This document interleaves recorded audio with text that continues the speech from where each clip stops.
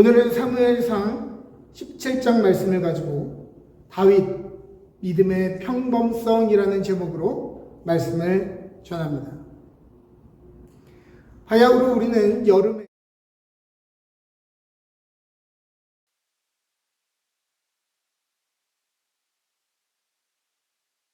고민하게 되죠. 물론 여름이 생리적으로 인간에게 가장 많은 에너지를 소비시키는 계절이기는 하지만 여름 자체가 힘든 것이 아니라 몸이 쉽게 지치는 이 계절에 지난 시간 힘들게 달려온 나의 삶도 함께 보여지기 때문일 것입니다. 그런데 쉬어서 쉬어지는 상태의 쉼이 있고 쉬어도 쉬어지지 않는 상태의 쉼이 있다는 것이죠. 첫 번째의 쉼은 마치 인터넷 창이 버벅거릴 때 리프레시 버튼을 누르면 다시 창이 켜지는 듯한 그러한 쉼입니다. 그러나 두 번째는 컴퓨터가 갑자기 먹통이 돼버린 거예요. 리프레시 버튼을 아무리 눌러도 리프레시 되지 않는 것입니다. 이럴 때는 Ctrl, Alt, Delete를 눌러서 컴퓨터를 다시 리셋하든지 아니면 컴퓨터를 껐다 켜야 하는 것이죠. 즉, 우리의 삶으로 비유하자면 이러한 상태의 쉼이 필요할 때 우리는 회사를 그만두고 갈등을 느끼는 관계와 공동체를 탈출하며 사는 지역과 나라를 벗어나는 방법 외에는 아무런 방법이 없다라고 생각되는 것입니다. 이런 정신적인 먹통의 상태에 우리는 이것을 정의하여 번아웃이라 부릅니다. 번아웃은 정신적인 상태만을 의미하지 않고 세계보건기구가 국제질병분류로 정식 등록한 질병 중에 하나입니다. 2019년 국제질병분류에서 번아웃을 다음과 같이 정의합니다. 만성적인 스트레스가 성공적으로 관리되지 않아 발생하는 증후군. 스트레스가 삶에 있는 것이 문제가 아니라 그 스트레스를 바르게 관리하지 못한 상태가 바로 번아웃이라고 하는 것입니다. 국제보건기구가 정의한 번아웃의 세 가지 핵심적인 특성이 있습니다. 혹시 이것들을 읽으면서 여러분들이 혹시 이 번아웃에 해당되지 않은지 살펴보시기를 바랍니다. 첫 번째는 극심한 에너지 고갈 및 탈진을 경험하는 것입니다. 즉, 아무리 쉬어도 피곤하고 의욕이 생기지 않는 것이죠. 두 번째는 일에 대한 냉소감과 거리감을 느끼게 됩니다. 예전에는 즐겁던 일들이 의미 없게 느껴지고 사람들과의 관계가 헛되게 느껴지는 것. 세 번째는 성취감과 효능감의 감소입니다. 즉, 나는 아무것도 할 수 없다라고 느끼고 자신감이 떨어져 있는 상태이지요. 말 그대로 번아웃은 연료가 다 타버려서 불이 꺼졌다는 의미입니다. 삶이 바쁘고 일이 계속 발생하는 것이 문제가 아니고 더 이상 그것을 태울 에너지를 만들 수 있는 의지, 삶의 의미가 연료로 남아있지 않다는 것이 문제죠. 우리가 살면서 실패를 할 수 있죠. 그러나 문제는 나는 실패했다라고 인식하는 것이 아니라 나는 실패자다라고 인식하는 데서 오는 것입니다. 오늘 본문을 살펴봅니다. 블레셋이 이스라엘을 침공하여 에베스 담림의 진을 쳤습니다. 그러자 이스라엘 군도 엘라 골짜기에 진을 치고 블레셋 군과 대치하였죠.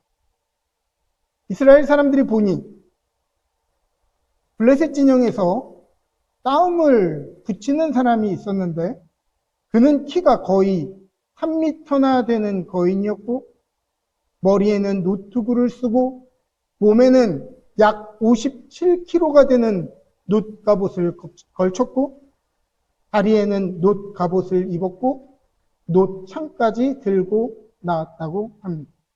이 놋이라고 하는 것, 이 청동이라고 하는 것이 그 당시에는 최신식 무기였죠. 보기만 해도 무시무시한 어구의 남자가 그 시대의 첨단 무기인 번쩍번쩍한 무구를 걸치고 나왔으니 얼마나 위협적이었겠습니까? 오늘날로 비유하자면 우리가 전쟁을 나가서 총을 들고 나갔는데 우리 앞에 탱크가 우리를 기다리고 있는 것과 같은 막막한 상황이었던 것이죠.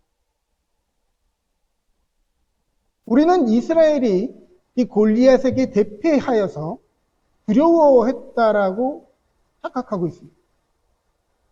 이 골리앗에게 엄청나게 두드려 맞고 대패했다고 생각해요. 그렇지 않습니다. 사실 골리앗은 40일 동안 아무런 싸움도 싸우지 않았습니다. 그가 한 것은 이스라엘을 조롱하고 위협했을 뿐이죠.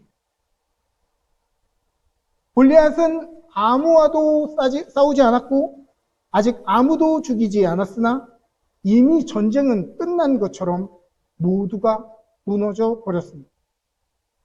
왜 그럴까요? 군대가 무너진 것이 아니고 그들의 마음이 무너졌기 때문입니다.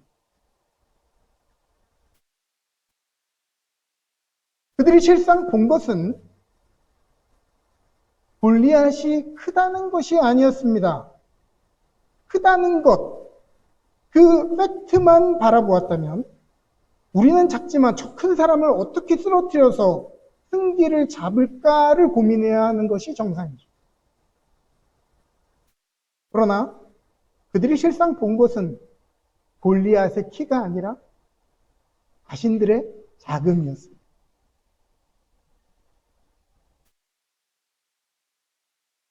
그들이 본 것은 골리앗이 걸친 첨단 무기가 아니었습니다. 골리앗이 장비한 첨단 무기 그 자체를 바라보았다면 그럼에도 불구하고 그것이 가지고 있는 약점을 찾으려고 하는 것이 정상적인 접근 방법입니다. 그러나 그들이 본 것은 골리앗의 첨단 무기가 아니라 자신들의 대례의 무기였습니다. 들고 나갔다가 저 청동 무기에게 한 번에 부러져 버릴 재래 무기를 바라본 것입니다. 이 두 가지는 다른 것입니다. 그들이 실상 본 것은 상대방 군대의 크기가 아니었습니다. 전쟁이 벌어진 곳은 어디입니까? 유대 땅이죠. 홈그라운드의 이점과 그들이 알지 못하는 지형적인 특성을 바라보면 군세 차이에도 불구하고 여러 가지 시도할 수 있는 것들이 존재합니다. 그런데 그들은 전혀 전의를 상실하죠. 그들이 바라본 것은 상대방 군대의 크기가 아니라 자기 군대의 연약함이었습니다. 생각해보면 근원적으로 이스라엘이 출애굽한 시점에서부터 그들은 군세가 우세해서 말과 병거가 상대방보다 많아서 이긴 적이 한 번도 없습니다. 그들의 전쟁이라고 하는 것은 전쟁이라고 부르기에도 민망한, 그저 하나님이 하라고 하는 대로 그저 걸어갔더니, 행하였더니 전쟁을 이기는 방식의 승리였던 것입니다. 사실 그들이 그 군세를 바라보고 두려워하고 그들이 이제는 우리는 졌다라고 생각할 것이 아니라 그들이 바라본 것은 이 전세의 크기가 아니라 하나님을 바라보지 않아요. 자기의 힘으로, 자기의 능력으로 이 일을 해결하려고 하다 보니 도저히 블레셋 군대를 이길 수 없다고 판단한 것이죠.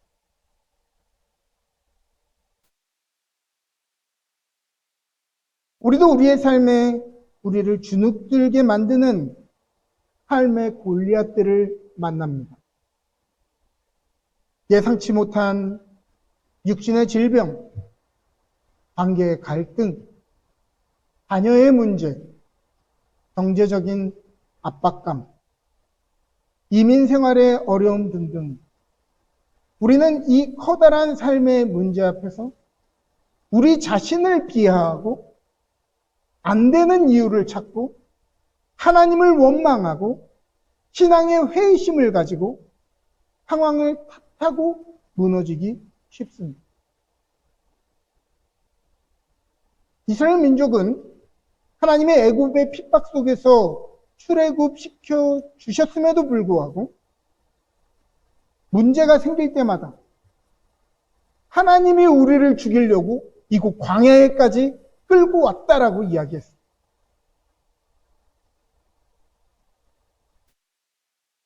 그러나 여러분, 살면서 문제가 없는 인생이 어디에 있겠습니까?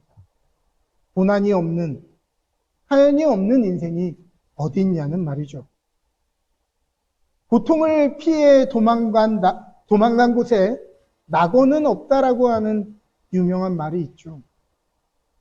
그 고통으로부터 도망친다고 해도 우리의 삶에는 반드시 또 골리앗과 같은 문제를 만나게 될 것입니다.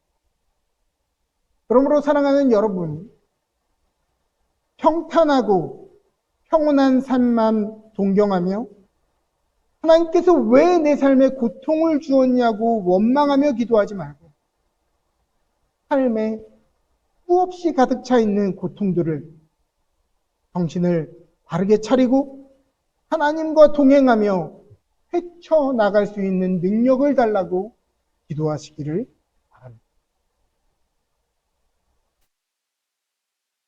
24절은 다음과 같이 말합니다.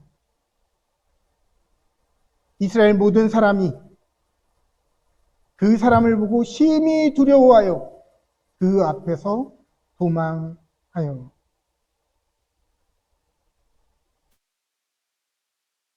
우리도요, 우리의 삶의 문제를 있는 그대로 바라보면, 그리고 그것을 바라보는 우리의 감정을 바라보면 우리는 당연히 두려울 수밖에 없고 도망가고 싶을 수밖에 없습니다. 자, 그러면 모든 사람들이 주눅들었던 골리앗을 향해 이 전쟁에서 유일하게 앞장서서 싸웠던 다윗의 얘기로 돌아가 보십시오. 우리가 다윗의 이야기를 통해 얻을 수 있는 교훈은 무엇이겠습니까?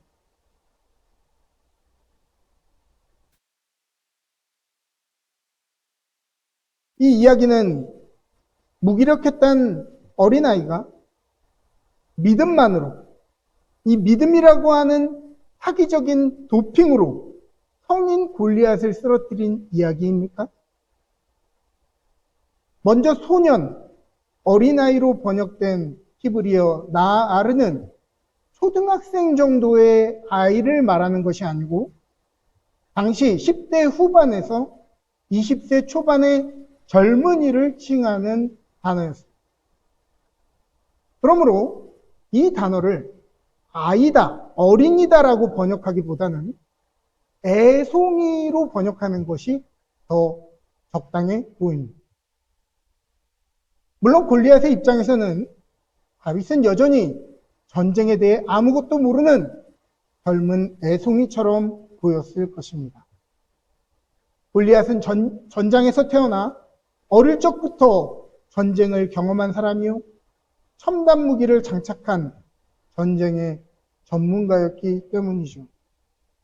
그에 비해 다윗은 갑옷도 없고 창도 칼도 없이 마치 양을 치는 목동의 모양으로 혀를 단신 골리앗 앞에 섰으니 그 모습이 겁없는, 그저 전쟁에 대해서 아무것도 모르는 애송이처럼 보였을 것이죠. 혹시 이 교훈은 할 수 있다, 해보자, 이런 긍정적인 마인드를 가지고 행동하라고 하는 교훈입니까? 여러분들에게 질문하죠. 좌절감과 자신 없음의 반대말이 뭘까요? 좌절감과 자신 없음의 반대말은 무엇이요? 우리는 흔히 이 반대말을 자신감으로 생각하기 쉽습니다. 자신감이 있으면 삶의 모든 문제들을 해결할 수 있다고 말이죠. 그러나 사실 우리가 무언가를 행할 때 자신감이 충만해서 행하는 법은 별로 없습니다. 아니면 자신감이 찰 때까지 기다렸다가 자신감이 차면 행동하는 경우도 거의 없고요. 그러므로 자신 없음, 좌절감의 반대말은 자신감이 아닙니다.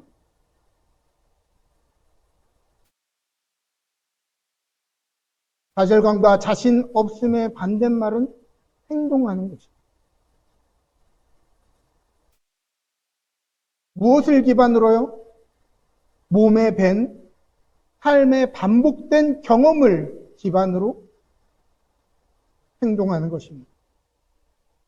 자신감이 차오르면 그때 움직이는 것이 아니고 반복된 데이터가 위기 앞에서 그래, 해볼 수 있다라고 하는 자신감을 주는 것입니다. 제가 박사학위를 받은 뒤에 더 똑똑해졌는가를 생각해 보면 그렇지가 않습니다. 그러면 그 이후에 제 삶에 달라진 것이 있어야 되겠죠? 뭐가 달라졌냐 살펴보면 매일 주어진 이 삶의 이 과제들, 이 삶의 과제들이 쌓일 때 그것에도 불구하고 일을 해낼 수 있는 능력과 자신감이 생겼다. 제가 논문을 몇 년을 미뤘고 어떻게 힘들게 썼는지 여러분 아시죠? 목회를 하고 일을 하면서 논문을 쓰는 것이 참으로 쉽지 않아요. 그런데 그 과정을 겪고 나니까 더 똑똑해진 것이 아니라 삶의 여러 가지 것들이 겹쳐올 때도 그것들을 내가 해낼 수 있다라고 하는 경험에서 오는 자신감이 생겼다는 것이죠.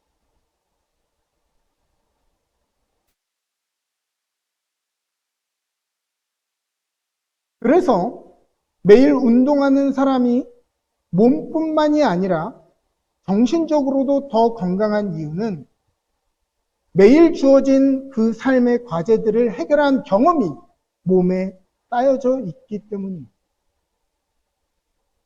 고된 훈련을 반복했던 특수부대 출신의 군인들이 운동선수 출신의 사람들이 보다 삶을 대하는 자세가 남다른 이유는 매일 고된 훈련을 극복한 데이터를 자기 몸에 새겼기 때문입니다. 이번 주 목요일 새벽에 출근할 때, 새벽에 출근하잖아요. 새벽에 출근할 때 안개가 너무 자욱해가지고 한 치 앞도 보이지 않았어요. 정말 한 치 앞도 보이지 않았어요. 제가 직장을 다니면서 어떨 때는 폭설이 내려서 시야가 확보되지 않을 때도 있었고 비가 많이 와서 길이 미끄러울 때도 많았습니다. 그런데 이런 상황에서 당황하지 않고 운전할 수 있는 이유는 그 길이 몇 년을 반복해서 다닌 길이기 때문입니다. 지금 당장 보이지 않는다고 해서 그 앞에 낭떠러지가 있는 것이 아니라 저는 그 길을 알아요. 매일 그 길을 반복해서 다녔기 때문입니다. 사실 다윗의 믿음은 요행이나 갑자기 뭔가 이루어질 것 같은 극적인 자신감이 아니었습니다. 분야는 전쟁과 전혀 다르지만 목동이라고 하는 직업의 현장에서 매일 자신의 일을 성실히 행한 사람의 노련함이었죠.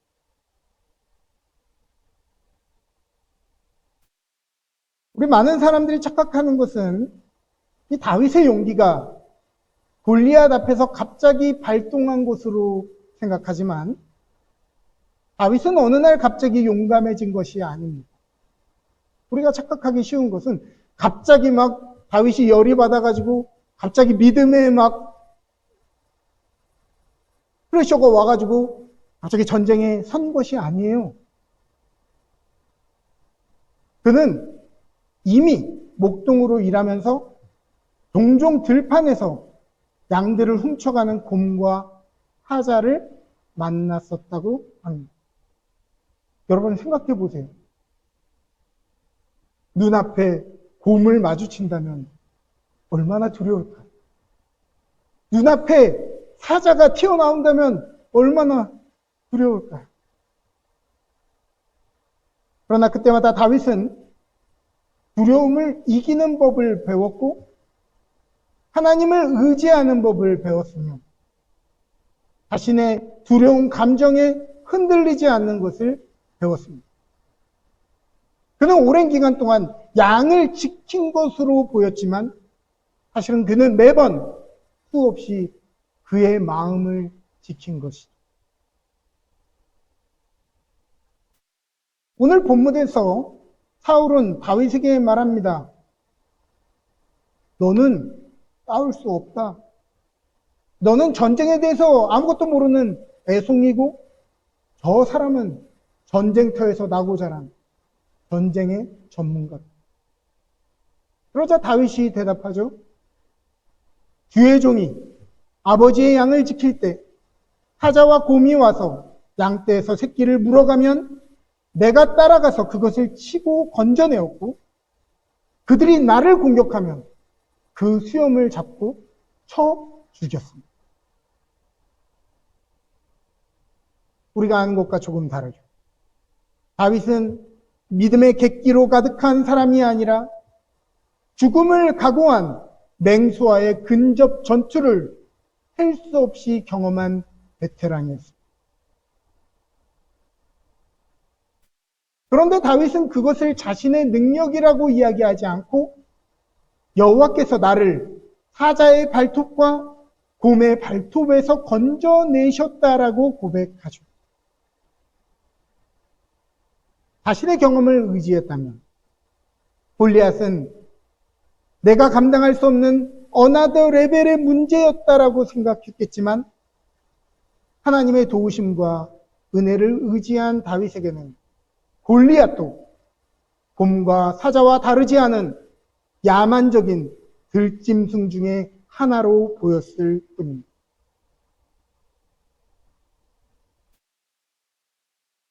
사울은 다윗에게 이스라엘 군에서 2명만 가지고 있었던 형동 무기인 그의 칼과 갑옷을 주었습니다. 이스라엘 전체 군 중에 청동 무기를 가지고 있는 사람 2사람밖에 없었대요. 누구냐? 사울이 한 명이었고 또 한 명은 그의 아들 요나단이었어요. 그러면 나머지 이스라엘 군대는 다 뭘 들고 있었다는 얘기예요? 농기구, 대레무기, 북창 같은 것들을 들고 있었다는. 왕이요 많이 배려한 겁니다. 너가 이 싸움의 경험은 없지만 그래 내 무기를 너한테 줄 테니 가서 힘껏 싸워봐라. 그러자 다윗은 그 옷을 입고 조금 몇 걸음 움직이다가 자기에게 맞지 않는 옷임을 깨닫고 다시 벗고 자기에게 익숙한 도구를 가지고 전장으로 나아갑니다. 전쟁의 도구가 아니죠. 막대기를 들었고요. 물맷돌과 도약돌 5개를 주워 전쟁에 나갔습니다. 어떤 분들은 이 돌들의 의미를 부여해서 그 돌은 그 돌 중에 하나는 사랑의 돌이었다, 믿음의 돌이었다, 신앙의 돌이었다, 그렇게 의미를 부여할 필요도 없습니다. 그가 들고 나간 것은 매일 반복하던 평소 그가 제일 잘하던 일이었을 뿐이죠. 우리가 착각하면 안 되는 것은 믿음은 한순간의 자신감이나 객기가 아닙니다. 반복된 성공의 경험에서 나오는 것이요. 반복된 하나님의 은혜를 경험한 사람만이 택할 수 있는 행동인 것입니다. 오늘 우리의 삶은 골리앗과 같은 삶의 재앙 앞에서 이러지도 못하고 저러지도 못하다가 주저앉아 번아웃을 경험하고 있지는 않습니까? 인정하시기를 바랍니다. 삶은 평탄하고 술술 풀리는 것이 당연하지 않습니다. 우리를 짓누르는 고난과 고통은 우리의 삶에 일어난 변수가 아니라 그것이 언제든 우리의 삶에 일어날 수 있는 항수입니다. 번아웃의 반대말은 쉼과 회복이 아닙니다. 제가 사전을 아무리 검색해 보아도, 구글링을 아무리 해보아도, 한국말, 영어로 아무리 검색해 보아도 번아웃의 반대말은 존재하지 않습니다. 마치 이것과 같은 것이죠. 이 기름 탱크가 앵코 상태가 되었을 때 그 상태의 반대말은 풀 탱크가 아닌 것처럼 말입니다. 앵코의 반대말은 풀 탱크가 아니라 평범하게 기름이 차 있는 것입니다. 앵코가 아닌 상태가 앵코의 반대말. 그렇기 때문에 우리가 앵코 상태를 극복하는 방법은 앵코 상태에서 몇 킬로까지 갈 수 있나를 연구하는 것이 아니라 기름이 떨어지기 전에 기름을 채우는 습관을 가지는 거죠. 그것이 바른 접근이죠. 만일 부득이 내가 원치 않고 계산치 않은 앵코 상태를 경험할지라도 옆에 있는 배우자를 원망하거나 내 인생에는 아무 일도 되지 않는다고 원망할 필요가 없습니다. 기름 탱크가 앵코가 되면 뭘 하면 되죠? 주유소를 찾아 떠나면 될 일입니다. 그런데 우리는요, 우리의 삶의 이 앵코 상태에 자꾸 사람들을 원망해요. 상황을 원망해요. 우리의 무기력함을 원망하고 하나님을 원망합니다. 그 상태가 되면 주유소를 찾으면 돼요. 우리가 넘어진 그 시점에 우리를 넘어뜨렸던 그 문제로 다시 돌아가면 될 일입니다.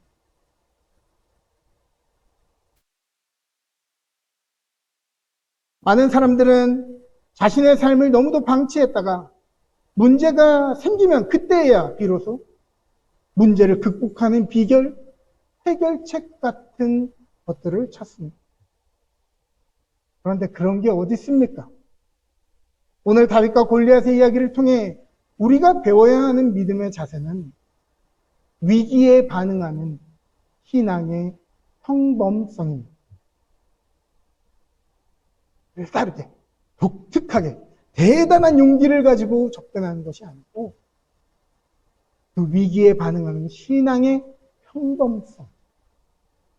대단하고 호기롭고 도박 같은 일이 아니라 반복된 습관이고 훈련이고 생각의 방법인 것입니다.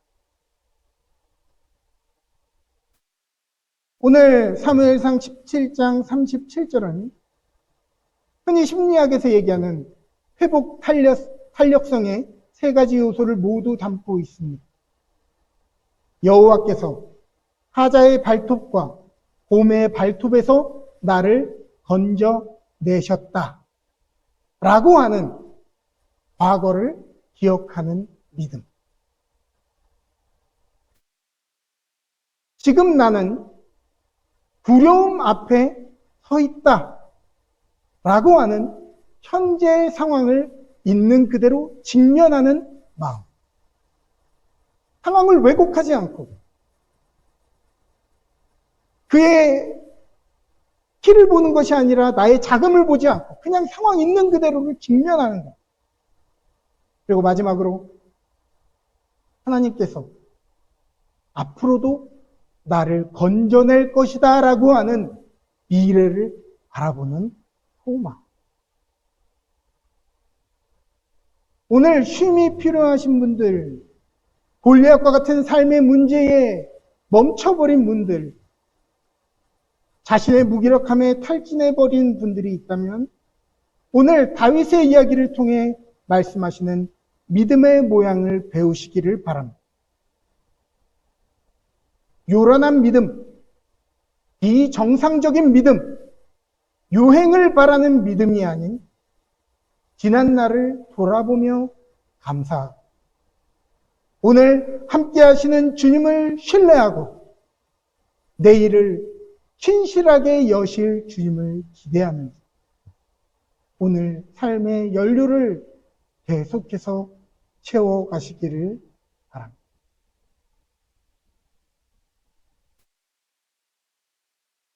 자신의 선함과 의로움을 태웠다가 번아웃 되었던 모세의 이야기를 여러분들은 아실 것입니다. 그는 자신의 열정을 태워서 자기 민족을 사랑했고 구했지만 그에게 다가온 것은 살인자라는 오명이었습니다. 이집트에게도 환영받지 못하고 히브리인들에게도 환영받지 못하는 몹쓸 운명. 그는 완전히 죄가 돼버려서 광야의 방랑자가 되어버리죠. 그런데 어느 날 모세는 이상한 장면을 봅니다. 불타오르는 떨기나무를 보는데요. 그 나무는 자신의 상식을 벗어난 모양으로 존재했습니다. 그 가지를 태우면서 이파리를 태우면서 그 나무가 타야 되는데 그렇지 않고 불은 타는데 나무는 그대로 있는 모양을 본 것이죠. 그는 그 모양을 보면서 자신이 태워야 하는 것이 무엇인지를 다시 배우게 되었습니다. 기름에 붙은 불은 물로 끌 수 없듯이 불의 연료와 성질이 다르면 쉽게 꺼지지 않습니다. 하나님을 의지하고 믿음을 태우는 사람은 골리앗을 만나도 그 불이 꺼지지 않고 고난에도 꺼지지 않고 슬픔에도 꺼지지 않고 심지어 죽음까지도 그 불을 꺼뜨릴 수 없는 것이지요. 불의 성질이 다르기 때문입니다. 여러분, 오늘 일상의 삶에서 이기는 사람, 다윗의 이야기를 통해 우리에게 말씀하시는 주의 음성을 들으시기를 바랍니다. 자, 우리 함께 기도하겠습니다.